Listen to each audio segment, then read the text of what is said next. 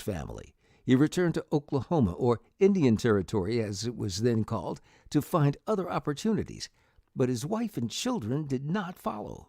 At the age of 12, Bessie was accepted into the Missionary Baptist Church School on scholarship. When she turned 18, she took her savings and enrolled in the Oklahoma Colored Agricultural and Normal University in Langston, Oklahoma. It's now called Langston University.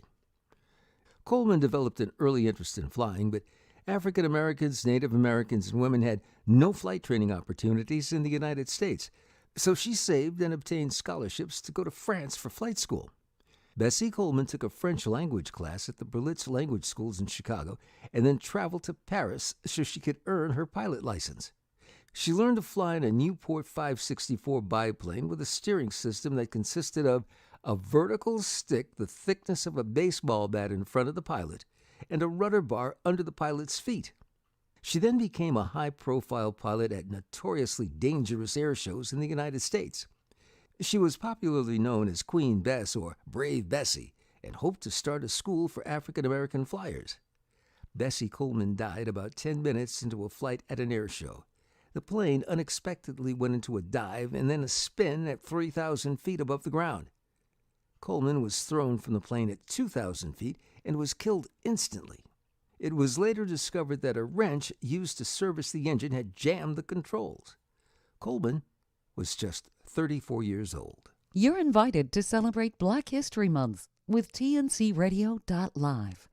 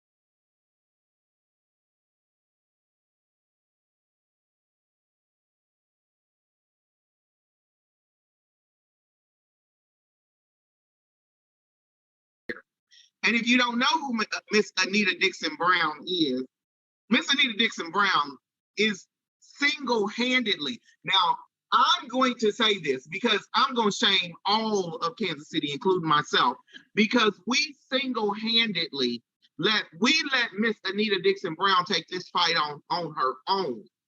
And she's the woman who single-handedly, for the entire United States, made sure that music is literally a recognized trade, which means you can go to school and start as an apprentice and work your way up to journeyman, y'all. The same way you do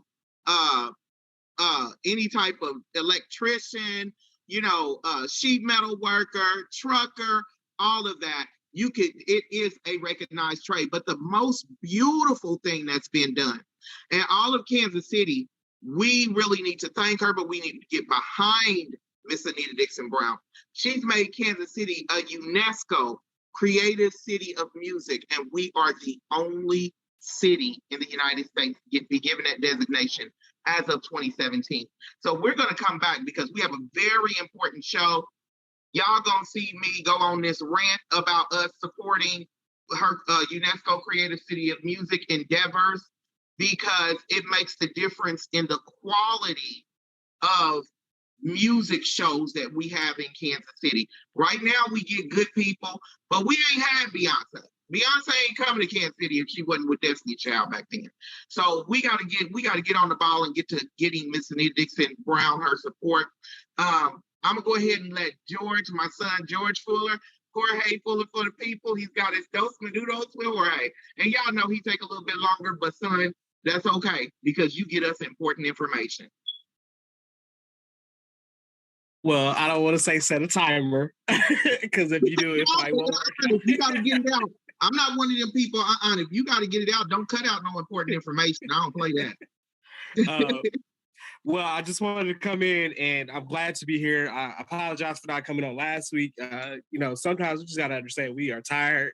I got in late from touring or late from a college, so some things just kind of got stuck, but I'm back this week. First off, let me start off. It is the last Tuesday of Black History Month, so let me give a fact that I just learned today.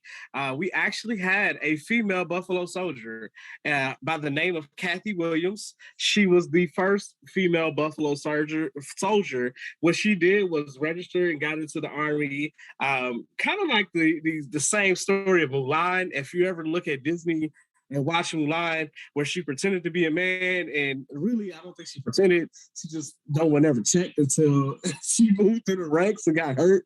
But yes, the story was told today. I will say that Kathy Williams, we appreciate your efforts because you were making sure that gender does not require anything beyond your birth, but in reality, it doesn't take away what you can and can't do. So I'm shouting out Kathy Williams for our Black History Month, another piece of Black history. Kansas City is privileged to have an organization that is dedicated to increasing and retaining Black educators within our system. There's actually three. Elements of Education KC, led by Katina Taylor. Block KC, led by Cornell Ellis, but the third one just kind of got some media presence earlier today on 41 KSHB, and that is Teachers Like Me. And its purpose is essentially to make sure that they have Black teachers coming in. They support with the efforts of reducing the amount of money that you have to pay for rent or financial supports, ensuring that you have a job attainment, and then also for our seniors out there or those that are going back to obtain certification or degrees, they are actually supporting by paying that financial cost and helping you get that opportunity. So this is me giving them a shout out, unwarranted. They did not ask me to do it.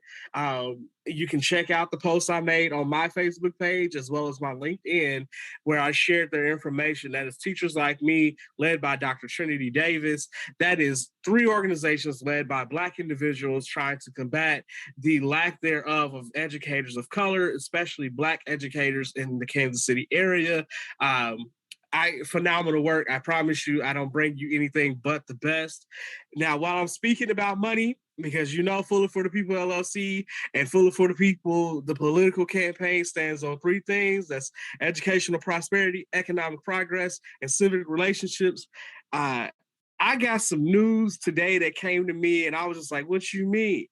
The state of Missouri is sitting on $1.75 billion, and they have until March 24th to get it approved and signed by the governor. I've already put the link in the Facebook chat, and I will put the link in the YouTube chat. Please go through, fill out that petition. There is no reason. This is dollars to our schools systems, and I'm not talking about just Kansas City, I'm talking about the entire state of Missouri. That is $2 billion that they're sitting on because they have tried to pass the buck. Desi is saying our elected officials didn't do what they were supposed to do. Our elected officials are saying, hey, I didn't know, Desi, please don't. The federal government don't care. You got until March 24th to get that signed and everything that is supposed to be completed. And schools are already getting impacted by this because that money is already slated for them. But if you don't make sure that they get that money, then it's going to impact them negatively because that's millions of dollars for school systems. That's billions of dollars to our state. So I put that information there. I'll share an article as well in the chat. But that is Dos Minutos. Get active, sign the petition, call your candidates, call these newly signed or newly I'm not even gonna say the word right now, but all of our elected officials that just went ahead and said, I did this today, signing up to run again, please call out when they are not doing for you, because if they are not doing for you, they're not representing you. We don't need career politicians. We need those people that are truly trying to make a difference.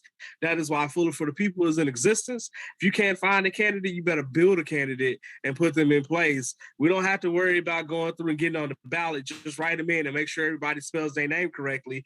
Hence why I say Jorge or George Fuller, spell it correctly. I appreciate you all. I know I'm over there 2 minutes because I'm excited about Miss Anita Dixon. One, I have a passion for music.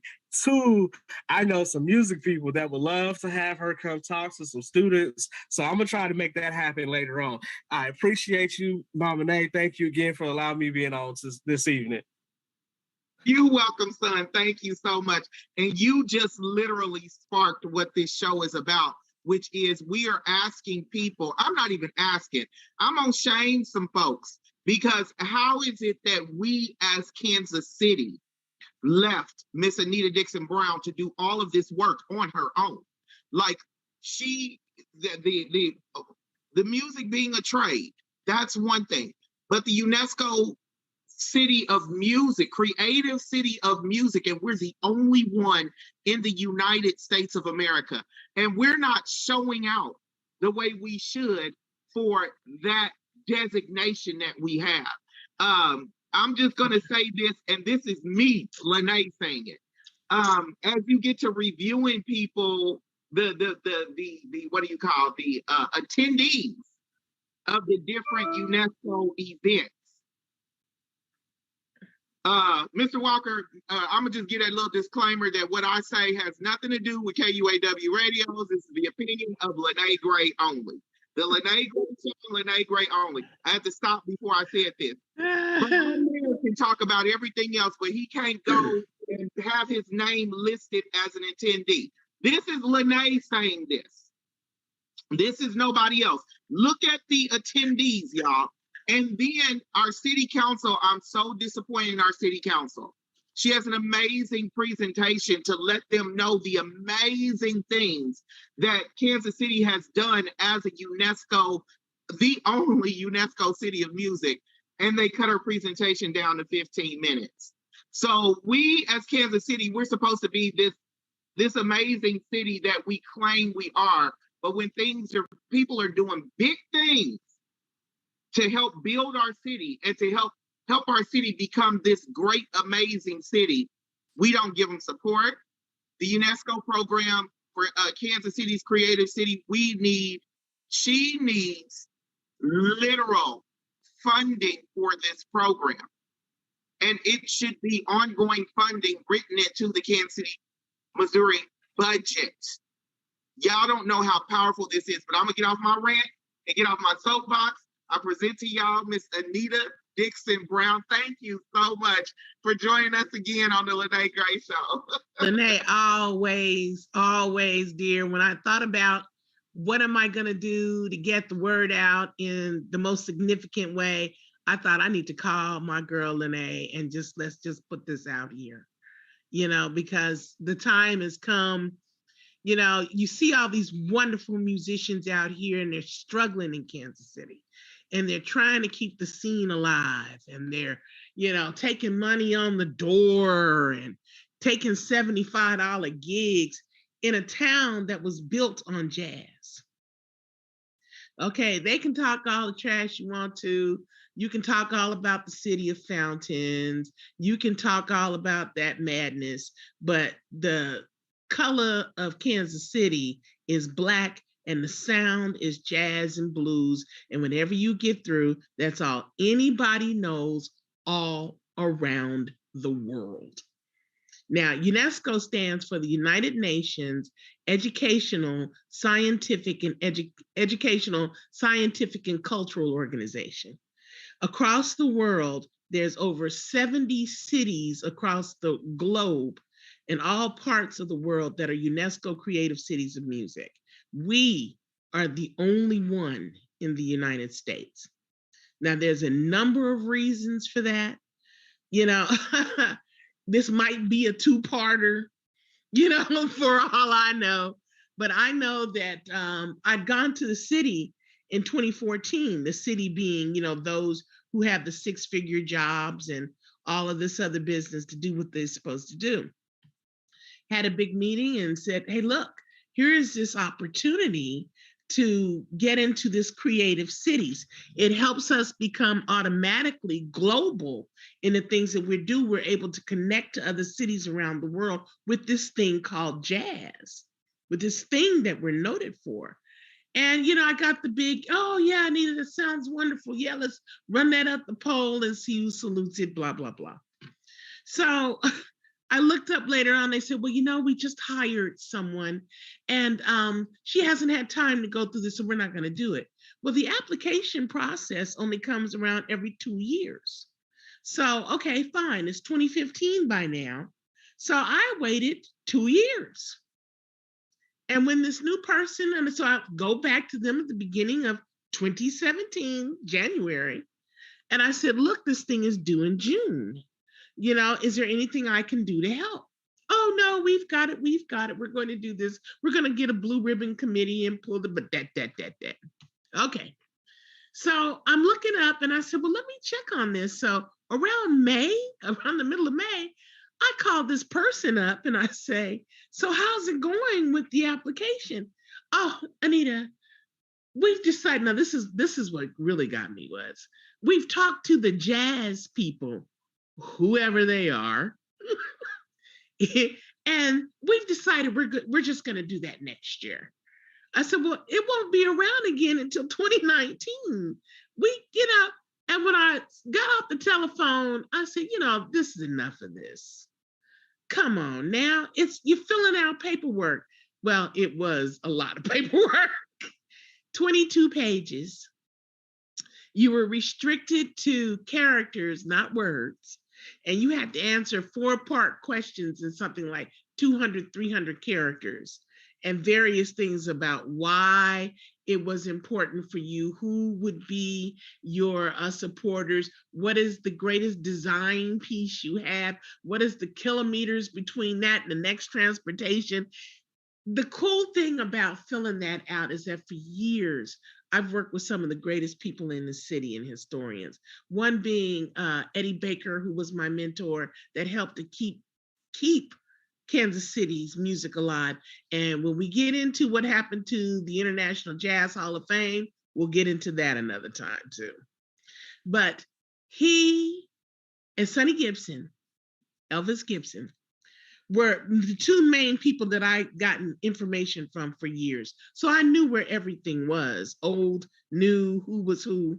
And then I've been working with a gentleman by the name of Dr. Jacob Wagner from University of Missouri, Kansas City. And between him and myself, we had come up with all of this new information. You know, he's with the Department of Urban Planning and Design over at UMKC. So for about a decade or more, really, him and I had been canvassing the area and bringing up information. And he did a study for me with his students about where every musician who had belonged to Local 627, what we know as the Mutual Musicians Foundation now, since 1917, where they had lived. Every musician that was ever on the roster of Local 627, the Black Musicians Union that started the swing era of jazz in the United States, we knew where all of them had lived at one time or another. So we did all this immense research. So I had all of this information. So to say I did it is to say that I was the one that sat down at the table and filled in the dots. Okay, let's put it that way. And it was undaunting. God knows that's true. But I've had such a support system for many, many years, but I've watched the scene go down, down, down because of self-interest and what I like to call garage bands, or, people undercutting professional musicians, the musicians union only serving the classical musicians, and there's a reason for that, and all of the various things that were going on. And then seeing other cities come up so great on our music, Nashville, New Orleans. Why can't we have a music industry like that? We have this incredible history that no one else on the planet possesses. Okay, there's a history behind it. And funny how the rest of the world knows everything about who Andy Kirk and Ben Webster and Jay McShann and people like that. They know more about us than we ever thought we knew. Because this thing called swing started catching fire all over the world during World War I. And since World War I, we've been known for this. So to go and get this UNESCO Creative City of Music, it took, I finally got it in June, I was 7 hours under the deadline, because it was a 12-hour-a-day thing. They had gone so long not, getting this done. I only had 26 days. Okay, so I had 26 days to write this enormous thing, get it submitted. Okay, and I still think about the stress of that time. It's really something to be 12 hours working in something day in, day out, day in, day out. And then when you finally push the button on what you know is probably the opus of your life, it takes everything out of you. But wow. it took them till October 31st to let us know we had won this very prestigious designation. Okay, but this is the killer part. Number 45, our president, pulled the United States out of UNESCO in 2018, which makes it impossible for any other state in the United States to apply for a UNESCO Creative City of Music or gastronomy or film or anything. We're out. So had I not done that, there would have been no American cities as a part of UNESCO in music. No American cities. We are it. Kansas City is Creative City of Music USA. I want the people to really recognize what happened here, because Kansas City they call it the birthplace of jazz. But if anybody knows music, we would have never had Thriller, and we would have never had Rick James' album with Mary Jane and Super Freak, because Quincy Jones himself said those are jazz chords. He said much on the Thriller album, and he said Rick James was an amazing jazz musician. Yes, he was. So if y'all don't understand the importance of Kansas City's heritage with not just jazz, but swing, and our music scene, I learned something from when I was riding the Metro bus, and it was an old jazz musician. He told me to look up his name, and at that point in time, I only was putting it on my phone, and that whole phone spoiled, and I'm upset. But he said that when he was a child, he remembers Cab Calloway coming to Kansas City. And Cab Calloway used to just be like a normal person in Kansas City because there were Walking up so and down many 18th and places. Vine. Yes. He said He was there were so arrested. many He was places. arrested at the Playmore here because he tried to walk through the front door of one of the clubs to seek out And they medicine, almost killed him. and they Yeah. arrested him. And he said that they beat Cab Calloway, Kansas City Police Department, beat Cab Calloway so bad that he almost died. And we wouldn't have had the rest of Cab Calloway that we know, because that was in the beginning of his career. So the 1930s. Now we want to discuss, because I'm pretty upset. We're gonna have you go ahead and go through this presentation. I don't know if Mr. Walker has it available, but from my point of view, Lyne't is saying, even Lyne't as a person, we need to vote out everybody in the city council who didn't speak up for this when they cut her down to 15-minute presentation. We didn't even get the full 15 minutes. All of their jobs. We are the only city, we carry the only city in the United States. There's no other cities that can do this. The UNESCO's Creative City of Music. We're the only city in the United States of America. And she only got a 15-minute presentation. It sounds like to me that some folks need to be voted out and certain folks need to be one term. I'm just going to say it, because when you have run of a city with this type of designation and you don't take it and run with it like a California, or, even I'm pretty sure if you gave this to Minnesota or Dallas, Minnesota would everything be princed out. Well, Cleveland, Ohio has the Rock and Roll Hall of Fame that everybody else turned down. IMK built this beautiful thing. So Cleveland, Ohio knew more than New York and Chicago. This is how people treat the industry. This is how people treat things when they don't have a vision. And you know what they say about that? Without a vision, the people perish. Without a vision, the people perish. And that's why I have you on here. So I'm going to have you go ahead. Mr. Walker has put up the PowerPoint, and we're going to go ahead and let you. Really? Yes, it's up on the screen. And we'll go. Let me get to it on my laptop, because I was on my laptop and the picture went down. And I'm going to tell you what pages we're on, just in case you can pull it up in front of you. I'm not sure. But I can't. Okay. So what we'll do is, let me see, because it's showing on, it's showing on my phone, but then it's not showing on my computer. Okay, there it goes. I've been having so much technical difficulty, y'all. Y'all got to forgive me. Welcome. I was late today because of it. Okay, he's showing the first page, which says 4-year report 2017 through 2021. And so can you tell us what this report, I know you wrote it, but you don't have to go deep into it, but just tell us what the report was about. The 4-year report was a requirement from the UN to remain within the network. Okay, you can't just get the designation and go, whoopee, look who we are. You have to actually demonstrate to the rest of the world that you have the ability to collaborate with other countries and to be a visitor in other countries. We've been to Copenhagen, we've been to Poland, we've been to Foggia, Chile, we've been to Italy, Pesaro, we've been to all of these various places. And you have to demonstrate with your 4-year report that you have been an active member of the network. And you have to be able to demonstrate that through what they call the Sustainable Development Goals.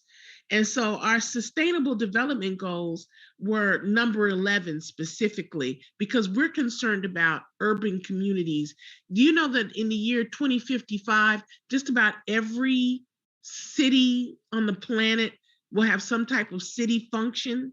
We'll have somebody living in a city, the city that has to be a sewer put in and lights and various things like that. We're looking at this mass situation going to happen. So they put together something called the SDGs, the Sustainable Development Goals, to say clean water, clean air, no poverty, food, climate control. All of these things are going to be very important to humanity.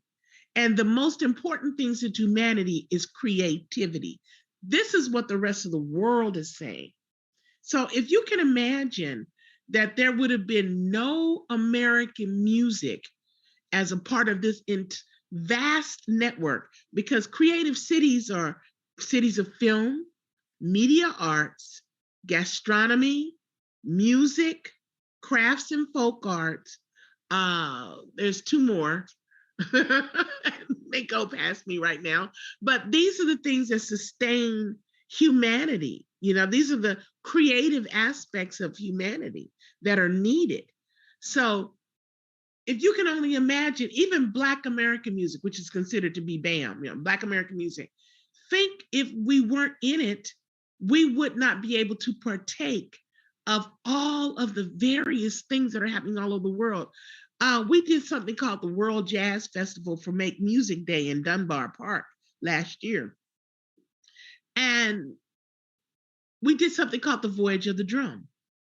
And the Voyage of the Drum virtually is, we did something with Bert Fleming. Everybody knows who this gentleman is in town. We did something called From Africa to Jazz, to prove and show through the tones and the sounds of Africa that this is where jazz came from.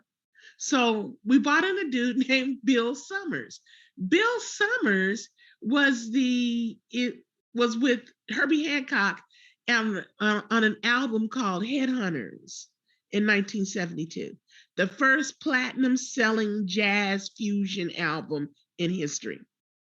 Bill Summers comes to Kansas City and does his iconic sounds of world jazz. And it's amazing in this black park that's 100 years old this year for something they call Fête les Musiques, or Make Music Day. Now we've got all this stuff going on in Kansas City, and we asked the rest of the network to join us with their drum cultures.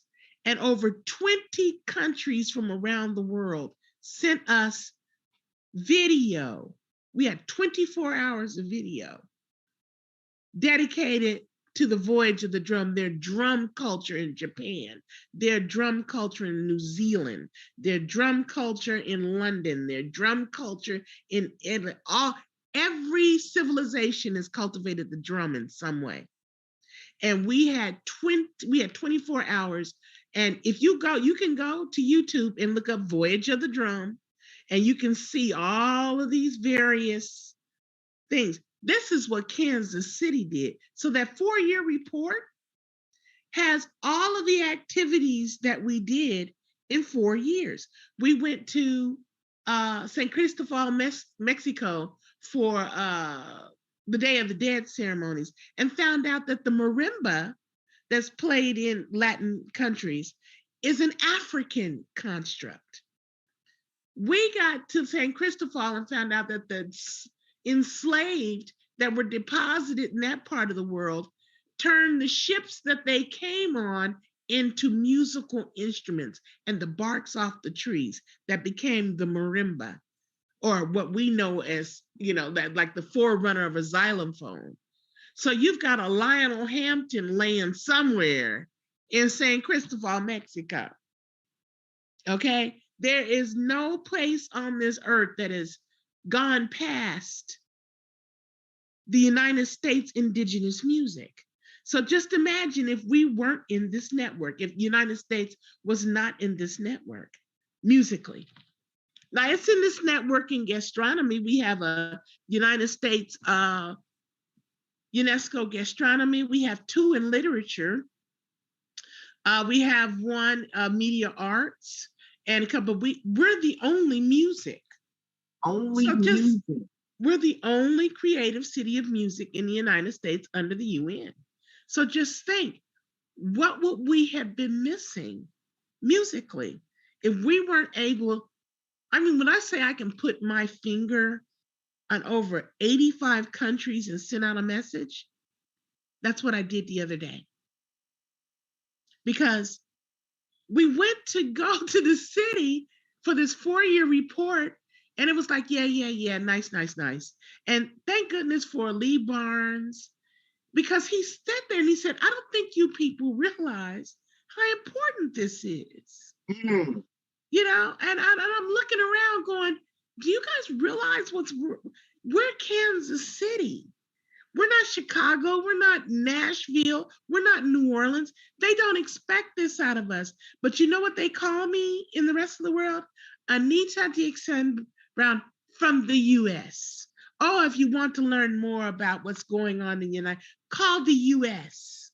That means call me or call Jacob or call members and call the US. That's how we're referred to. So I'm looking up and we're getting ready to start this $1.25 billion budget, and we're not in it. We're not in it. And I'm like, okay, it's not like we didn't request. And so I started this like, okay, that can't happen. We've been 4 years on a shoestring. We've been 4 years begging and borrowing. When people give me Christmas or birthday presents, it's like, where do you want to go? My stepson gifted me my trip to Poland. Okay, my airline ticket. My husband, God bless him, you know, it's like, here's your credit card. Maybe one day we'll get paid back. And so the trips that I make and the various things that I do have been out of pocket. Me, Jacob, people who are on our board and stuff, everybody makes a sacrifice, okay, to get us in this. I'm going to come in and say this. If people don't understand what she's saying right here, our city, the city of Kansas City, Missouri, the only UNESCO Creative City of Music in the United States, has given her zero budget. They've not given how much? Okay, not zero, because when they found out about the Voyage of the Drum, we did get $35,000 last summer. But compared to what the other organizations get, listen, y'all, this is not international. You don't even have to finish your statement. Y'all, $35,000. Look at what some of these other art organizations have gotten. $500,000. Up with it. I mean, come on, y'all. Our city citizens need to start looking at these budgets closely. If you don't know anything else, you should know what's being paid out of our budget. And I know for a fact, I don't know if everybody remembers that they made a big old to do about getting money and stopping the art, whatever, Art Casey or whatever, I don't know what it was called. But I just like to follow the money with the city. And there was a big thing, and it was all over Facebook, and I was being tagged and sent articles where the people were saying, hey, you're not funding our art, our visual art program. We want the city to fund it. So if I'm not mistaken, I'm not sure, but I know the number was over 100,000 that they got. And I know it was over 200,000 that they got for their program that they had. Yes. I know this. Yes. So 35,000, a lot of people might listen to 35,000 and say, oh, that's a whole lot of money. Well, let me tell you something. To catch a flight overseas and to catch a flight back, that's automatic. $2,000 to $5,000 depending on where you're going. So then we don't have and that's per person. That's not, UNESCO can't afford a G5. They can't put everybody on a plane and ship them. I mean, UNESCO can, but our Creative Cities of Music program right now does not have the money to put everyone who is supposed to go represent on a plane. So they're coming out of pocket for $2,000 to $5,000 for a flight. That's not counting their accommodations where they're going to sleep, lay their head, their transportation, and their food while they're there. This is the reason why I have Miss Anita Dixon Brown on this show, because I'm saying we should feel shame that we allowed all of Kansas City's creative city of music, the people poured their heart and soul into making sure that we keep this designation, and they're coming out of pocket in order to do things. She's not asking anybody for money. She's asking us to take the jobs of the people in the city council who won't give them the money. No, she ain't asking that. Lyne't is. She ain't said nothing about that. Let me get that clear. She's saying you can find her and have them fund this program the way it's supposed to be funded. Lyne't, well, it seems like every time, you have something to say, you're not supposed to say ouch when somebody steps on your foot. Right. Right. You're not supposed to say ouch.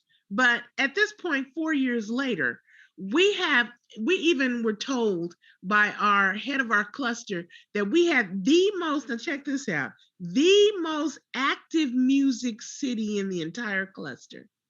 Wow. The most, and I mean, there's over 75 cities in the world. How is the poorest folk got that? I'll tell you why. We've got some amazing musicians. We've got some amazing supporters. Okay. Anna Marie Tatera from the Kansas City Museum. She's every time okay, tell me what you need.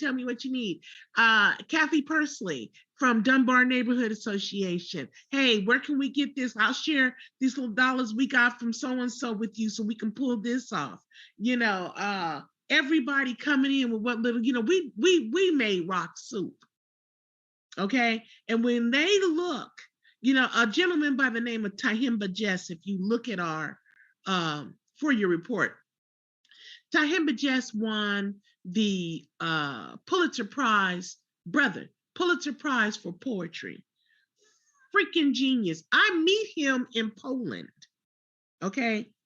This Black man from Detroit, I meet in Poland, who just won the Pulitzer Prize for poetry for something called Olio. Look it up if you don't know what it is. It's amazing. So I call him when I get back to the States and I'm like, look, I'd like to do something with you here, but I can't afford you. Wait, the brother took less than nothing, took a plane ticket, less than nothing, flew here, stayed at my house. We did the Green Book thing. Stayed at my house while we took him around and let Kansas City see a Black man, Pulitzer Prize winning poet.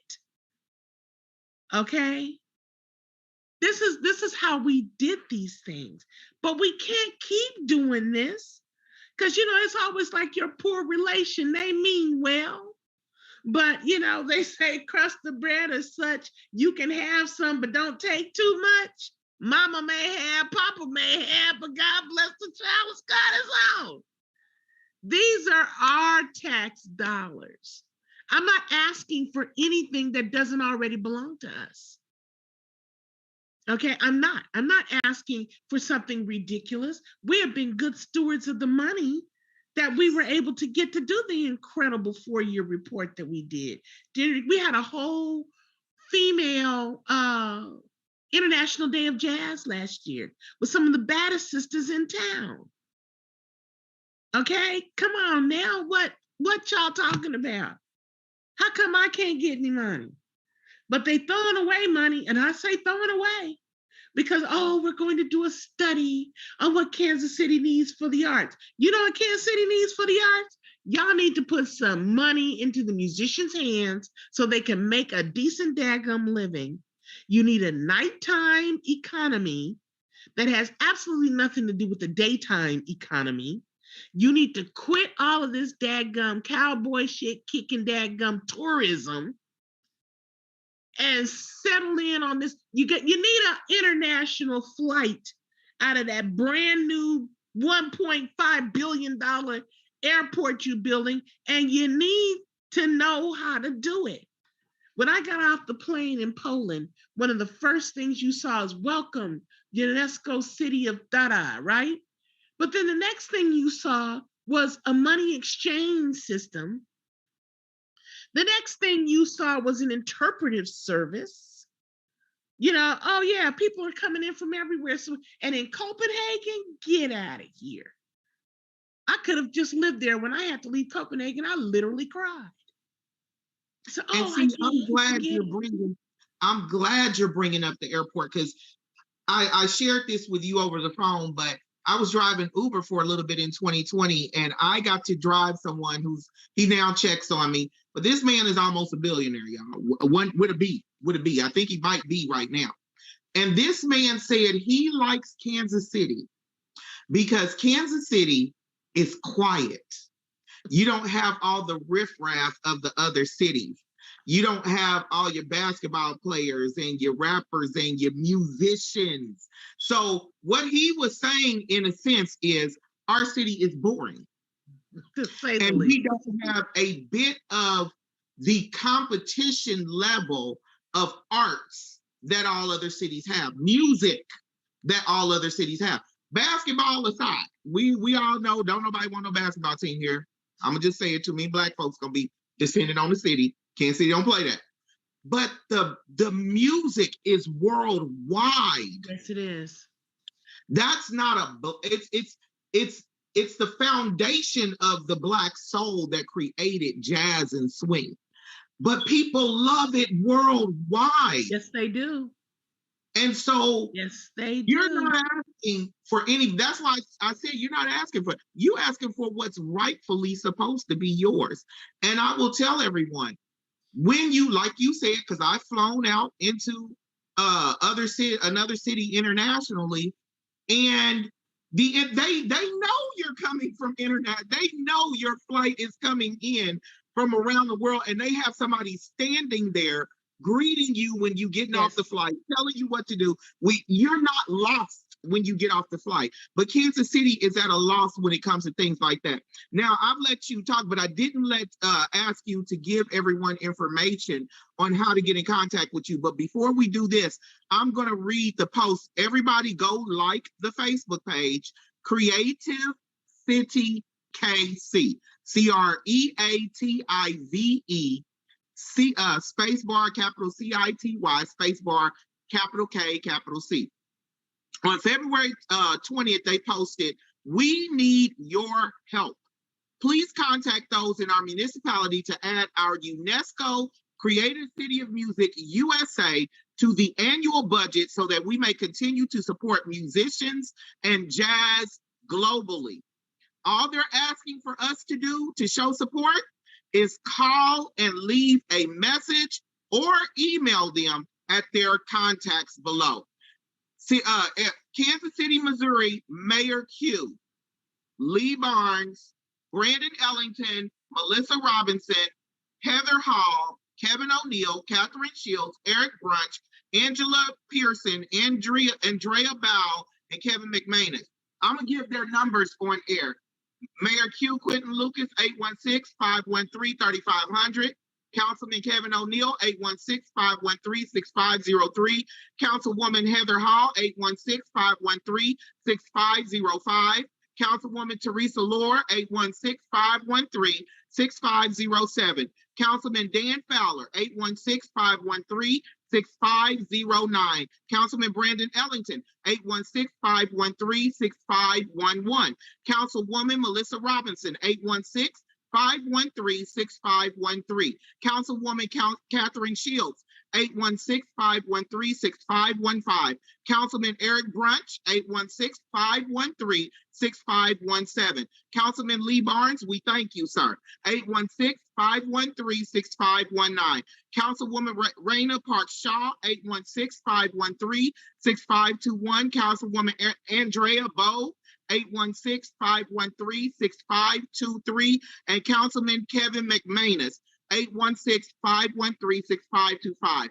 All it takes is for you to go down the line and dial each number and just simply say, add UNESCO Creative City of Music USA to the annual budget. That's it. Leave a message. I don't care if you keep calling like we used to as a little kid. Just do it. I'm going to give you these last 3 minutes. Miss Anita Dixon Brown, it got to be a part 2. It has to be a part 2. Oh. So we'll schedule that for March whenever you're ready. But I'm going to give you this last 3 minutes to tell people how to get in contact with you. Also, she did an amazing interview with Charles Nzali. Just type this into YouTube. CHARLES, spacebar, capital NZALLY. But go ahead, Miss Dixon. You know, I have to thank you because I've been on the phone the last couple of days and I've been trying to call people, but when we sent out the SOS to the rest of the world, we got 6 countries to send in emails to the city council and the mayor. Okay, like support New Zealand, Copenhagen, all of those that we've had a lot to do with. Hey, support us. It's not like this is rocket science, okay? We need a music strategy. In order to support 18th and Vine, everybody's hollering about what we's gonna do.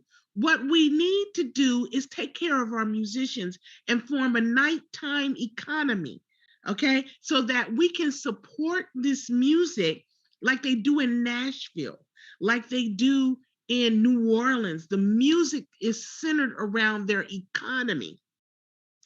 And we know how to do that. We know how to center the music around the economy. We've been centering the music around the economy all over the world. Why can't we accept? But if you'll go to Creative City KC at gmail.com and just send me an email directed to them and say, put UNESCO into the budget, give your name and information, and then just let me forward it. Creative City KC at gmail.com. Go to our Creative City KC Facebook page and you can see all of their emails and city council and all of their phone numbers like you just read. And, and I've also copy and pasted it in the comments on this show so people can find it as well and put in all of the information you want them to have. But go to the Facebook page and like it. Go ahead. Well, tomorrow night, they will be doing a public forum online. And if you go to kcmo.gov/budget, kcmo.gov/budget, you can get the link in where you can go on and talk to them personally about supporting UNESCO. They're only going to let you have a minute. So if you've just got that amount of time, but the time has come after 4 years for this city to start looking at what we're doing as a serious economic development tool for the entire city, for everyone. This ain't a Black thing. This ain't none of that situation. This is how Nashville and where we're losing good musicians and stuff to every day are handling their business. They got money for them. And just like during the 1930s, when everybody was coming to Kansas City because we had money, they're leaving Kansas City because we're not supporting them. And they're going anywhere. They're going around the world. They're going anywhere where there's money. And that has to stop. We got a brain drain in our musical community, and it's really bad. But we're Kansas City, and these musicians, I got to give it to them. Those who stay here, those who believe in this music and believe in this city, you've got to have something, but there's got to be somebody like me. I get criticized because you got your haters here and there. And they say, you ain't no musician. No, I'm not. But I've got a love of this music and a love of my heritage and a love for my history like you would never know. Therefore, I have a love for what we need to do. And no, I don't sing. No, I don't play music. I don't play anything. I just sit back and I adore and worship some of these people whose shoulders we stand on. They gave me joy and gave me music and everything. And I think they deserve an industry. They deserve to live here and have their taxes used for them to make a living. And I want to thank you. And I'm going to say this. King Richard didn't play tennis. No. So when people want to say that you ain't a musician, come on now. Richard no, he didn't. did not play tennis.